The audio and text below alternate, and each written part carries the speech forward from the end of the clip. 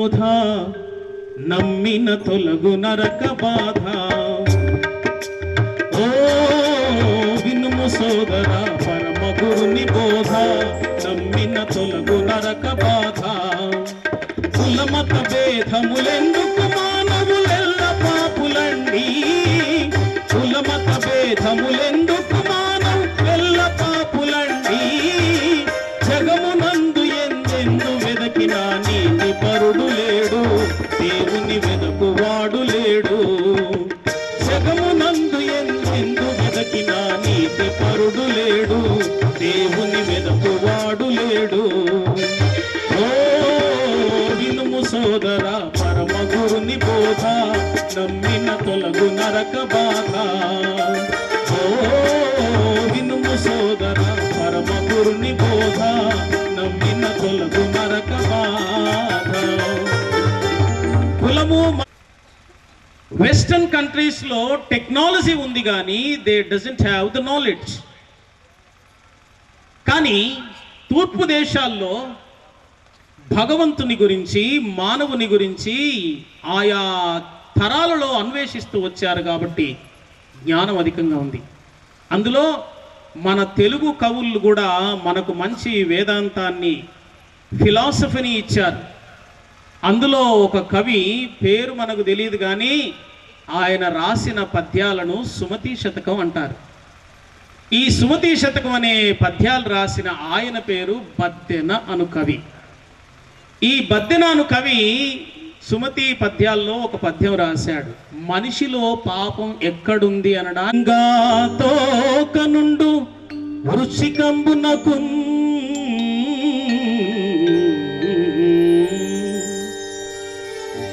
తల నుండు విషము ఫణికిన్. ఫణి అంటే నాగుపాము. నాగుపాముకు విషము తలలో ఉంటుంది. విలయంగా తోక నుండు వృశ్చికమునకు. వృశ్చికం అనగా తేలు. తేలుకు విషము తోకలో ఉంటుంది. నాగుపాముకు విషము తలలో ఉంటుంది. తేలుకు విషము తోకలో ఉంటుంది. తలతో కయనకయుండు కలునకున్ నిలువెల్ల విషము గదరా సుమతి.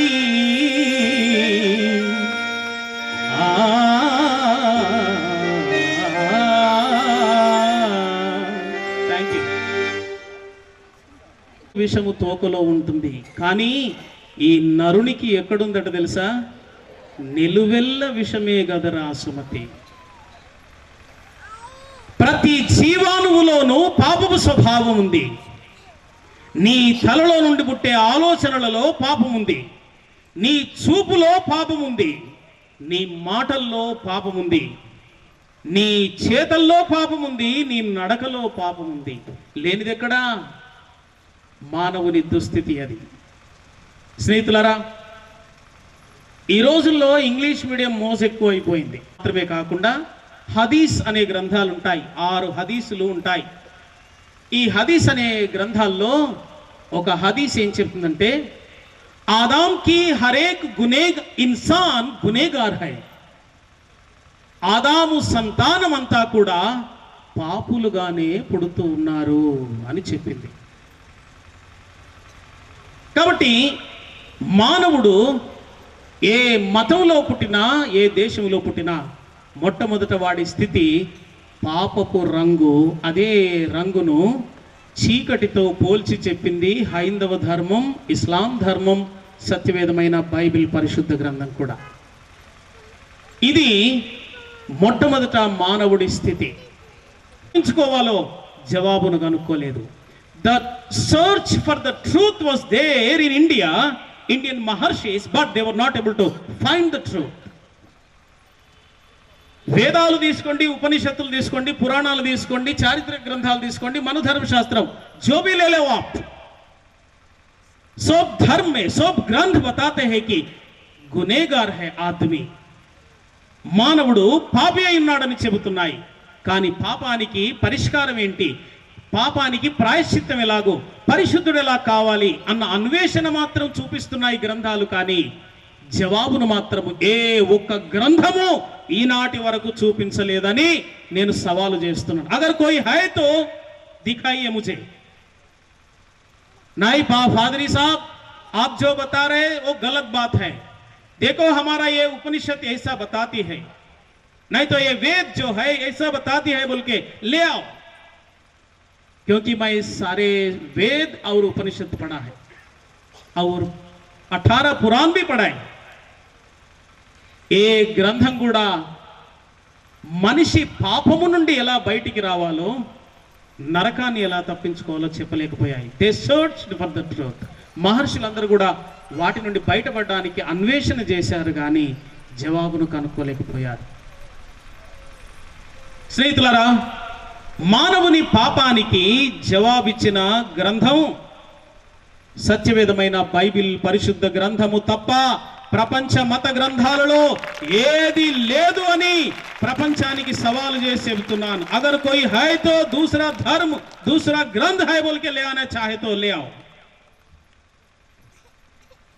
ఎందుకు అంటే అవి మానవుల చేత ప్రేరేపించబడ్డాయి, మానవుల చేత రచించబడ్డాయి. సత్యవేదమైన బైబిల్, పరిశుద్ధ గ్రంథం was inspired by the creator God and written by the humanity. 5వ అధ్యాయము 22వ వచనం. ఈ రెండు గ్రంథాలలో కూడా దేవుని వాక్యం ఏం చెప్తుందంటే, రక్తము దేహమునకు ప్రాణము, మీ నిమిత్తమై ప్రాయశ్చిత్తము చేయుటకై దానిని మీకు ఇచ్చి తిని. రక్తము దానిలో ఉన్న ప్రాణమును బట్టి పాపమునకు ప్రాయశ్చిత్తం చేస్తుంది. హెబ్రీ పత్రిక 9:22లో రక్తము చిందించకుండా పాప క్షమాపణ కలుగదని సామాన్యముగా చెప్పవచ్చును. వేదాలు చెప్పాయి, ప్రజాపతిర్దేవేభ్యాం ఆత్మానాం యజ్ఞం కృత్వా ప్రాయశ్చిత్ అన్నాయి. అంటే ప్రజాపతి, పతి అనగా భర్త లేక పరిపాలించువాడు అని అర్థం అన్నమాట. పతి అంటే భర్త అని మాత్రమే అర్థం కాదు. ఒకవేళ పతి అన్నది సంస్కృత పదము, పతి అనేది భర్తకే చెందితే రాష్ట్రపతి మనందరికీ మొగుడు కాదు.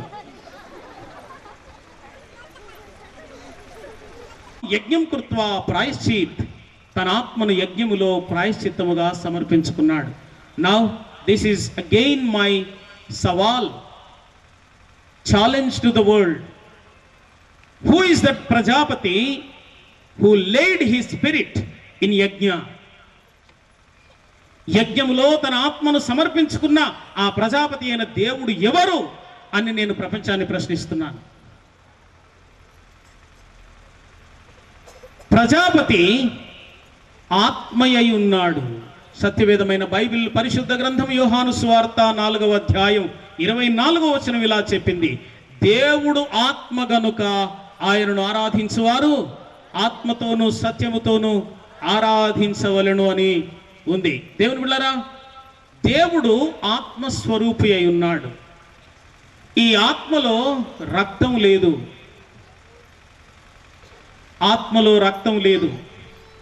ఇప్పుడు ప్రజాపతి అయిన దేవుడు తన ఆత్మను యజ్ఞములో సమర్పించాలి, రక్తము చిందిస్తేనే పాప పరిహారము జరుగుతుందనేది ధర్మశాస్త్రం చెబుతుంది.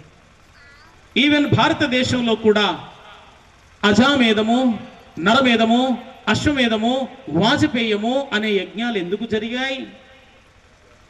ఎందుకు జరిగాయి? నరుణ్ణి దేవుడి ఎదుట బలిగా అర్పించడం నరమేధం. అశ్వమేధము, గుర్రములను దేవుడి ముందు బలిగా ఇచ్చారు. అజామేధము, మేకలను లేక గొర్రెలను దేవుడికి బలిగా ఇచ్చారు. ఇలాగున ముందు కొడుకులను బిడ్డలను ఇచ్చారు. అబ్రహాం ఇచ్చినట్టుగా, అరే పుట్టినోడు పుట్టినట్టుగా సంవత్సరానికి ఓడిపోతే ఎట్లా రబాయి? నెక్స్ట్ కొడుకు పుడతాడన్న గ్యారంటీ ఏంది? కాబట్టి కొడుకు స్థానంలో ఆల్టర్నేటివ్ చూద్దాం అనుకున్నారు. ఆల్టర్నేటివ్ చూస్తే ఆ రోజుల్లో ఆస్తి అశ్వములు, గుర్రములు ఆస్తి. సో గుర్రాలను ఇచ్చుకుంటూ పోతున్నారు. అవి కూడా కాస్ట్ అయిపోతున్నాయి రాను రాను. ఇప్పుడు ఏం చేద్దాం మరి అంటే అజామేధం దగ్గరికి వచ్చారు. గొర్రెలను మేకలను అర్పించడం వరకు వచ్చారు. ఇవి వేదాల కాలంలో జరిగినాయి.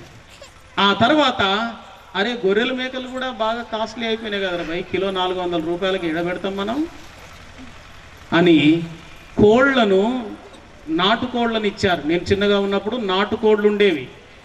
ఆ వాటిని దేవత ముందు బలిగా ఇచ్చి దాని కాళ్లను రిప్రజెంటేషన్గా నీకు ఇచ్చాము చూడు మళ్ళీ మర్చిపోయే మమ్మల్ని అనడానికి అక్కడ కట్టేవాళ్ళు. ఎవిడెన్స్ అనమాట. ఆ తర్వాత కోళ్ళు కూడా కాస్ట్లీ అయిపోయినాయి. డైలీ ఫారం కోళ్ళు వచ్చేసినాయి, చీపెస్ట్వే. సో డైలీ ఫారం కోళ్ళను కూడా ఇచ్చేశారు. కోళ్ళు కూడా కాస్ట్ అయిపోయినాయి. ఇప్పుడు 250 రూపాయల కిలో కోడి మాంసం. ఎట్లా మరి?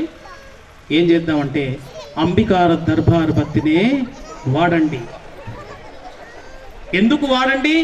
భగవంతుడికి భక్తుడికి అనుసంధానమైనది మా అంబిక దర్బార్ బత్తి.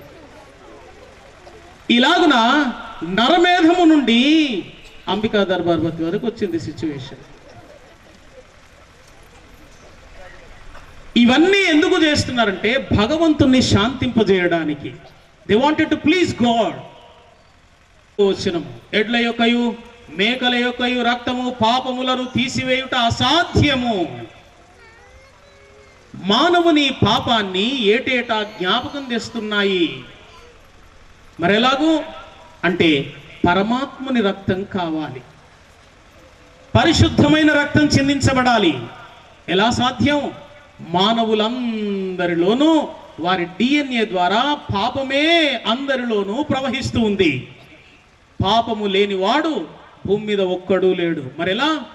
ప్రజాపతి అయిన ఈ పరమాత్ముడు ఆయన ఆ దేవత్వములో నుండి ఆయన బయటికి వచ్చాడు. అందుకే హైందవ ధర్మం పరబ్రహ్మ నాదబ్రహ్మ అని చెప్పారు. పరబ్రహ్మలో నుండి బయటికి వచ్చిన వాడు నాదబ్రహ్మ లేక శబ్ద బ్రహ్మ, ప్రణవనాదం, ప్రణవ బ్రహ్మ అని చెబుతున్నారు. అంటే ఒక శబ్దం రూపంలో వచ్చాడట ఆయన. అలాగున దేవుడు నివసిస్తున్న స్థలము దేవుడు వెలుగు స్వరూపుడై ఉన్నాడు. సత్యవేదమైన బైబిల్ పరిశుద్ధ గ్రంథం తిమోతికి వ్రాసిన మొదటి పత్రిక 6వ అధ్యాయము 16వ వచనం ఇలా చెప్పింది, సమీపించరాని తేజస్సులో ఆయన మాత్రమే వసించుచు అమరత్వము గలవాడై ఉన్నాడు. దేవునికి మహిమ కలుగునుగాక. హల్లెలూయా, హల్లెలూయా. సులో నీవు వసించువాడవైనా మా సమీపమునకు దిగి వచ్చినావు. నీ ప్రేమ వర్ణింపతరమా. మా సమీపమునకు దిగి వచ్చినావు. నీ ప్రేమ వర్ణింపతరమా. యేసయ్యా నీ ప్రేమెంత బలమైనది. యేసయ్యా నీ కృప ఎంత విలువైనది. అందరూ బట్టి పడదాం. యేసయ్యా నీ ప్రేమెంత బలమైనది. యేసయ్యా నీ కృప ఎంత విలువైనది. సమీపించరాని తేజస్సులో నీవు వసించు పాడవైనా మా సమీపమునకు దిగి వచ్చినావు. నీ ప్రేమ వర్ణింపతరమా.